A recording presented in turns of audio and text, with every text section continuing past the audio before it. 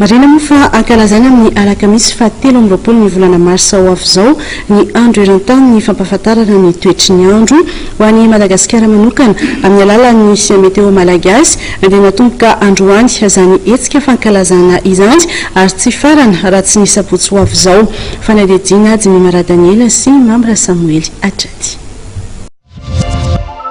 Varavarana misokatra famelabelara-kevitra io kosa no nanokafany ny sampana mpamantatra ny toetr'andro malagasy ny fankalazana ny andro maneran-tany ny fampahafantarana ny toetr'andro izay amin'ny alakamisy izao ny ivon'ny fankalazana.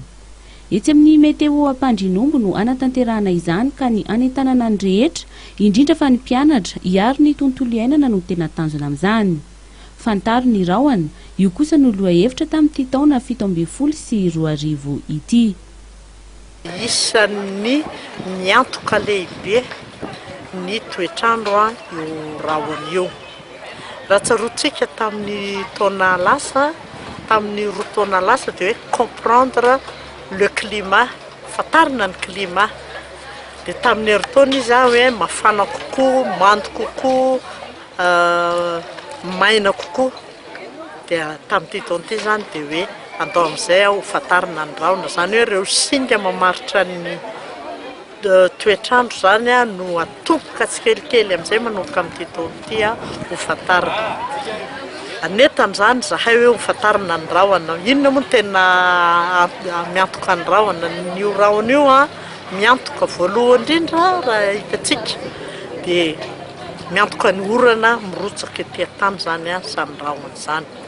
Ny rahona amin'ny fotoana fahavaratra moa tena hoe akaiky indrindra ny tany ny masoandro, fa raha tsisy ny rahona dia lasa maitsika, piaro zany ny rahona. Be dia be ny zavatra momba ny rahona ezahana ho fatarina zany sy ampahafantarina amin'izao hoe inona ny asan'ny rahona eo amin'ny fiainana andavanandro.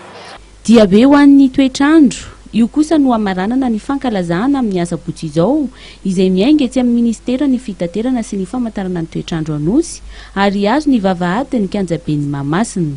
Ity hetsika ity izay arahany meteo malagasy ny WWF mandray anjara.